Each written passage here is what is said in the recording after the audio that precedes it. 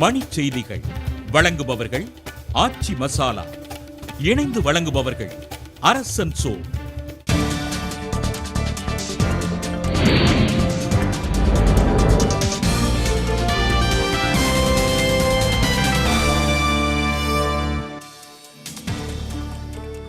நாகர்கோவில் அருகே சுப உதயகுமாருக்கு சொந்தமான பள்ளிக்கூடம் இடிப்பு. சென்னை தொடர்வண்டி நிலையத்தில் 1 கோடி ரூபாய் மதிப்புள்ள போதைப் பொருள் பறிமுதல், 3 பேர் கைது. மதுரை அருகே வீட்டில் இருந்த பெட்டகத்தை உடைத்து 80 சவரன் நகைகள் கொள்ளை.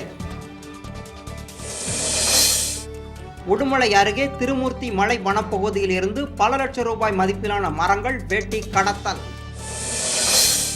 அணு உலையை மூடக்கோரி கூடங்குளம் கிராம மக்கள் 300 பேர் பால்குடம் ஏந்தி விஜயாபதி கோவில் நோக்கி பேரணி. நாமக்கல் அருகே திருமணத்திற்கு சென்ற மூடுந்து தடுப்பு சுவரில் மோதி விபத்து, 6 பேர் உயிரிழப்பு. சமூக நலத்திட்டங்களில் பயனடைவோரை அடையாளம் காண தனி ஆணையம் அவசியம் என பீகார் முதலமைச்சர் நிதிஷ்குமார் வலியுறுத்தல்.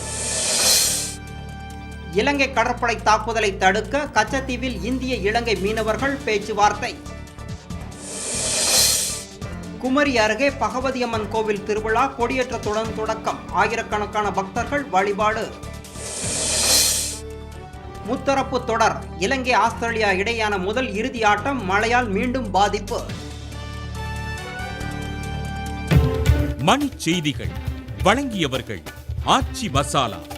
இணைந்து வழங்கியவர்கள் அரசன் சோ.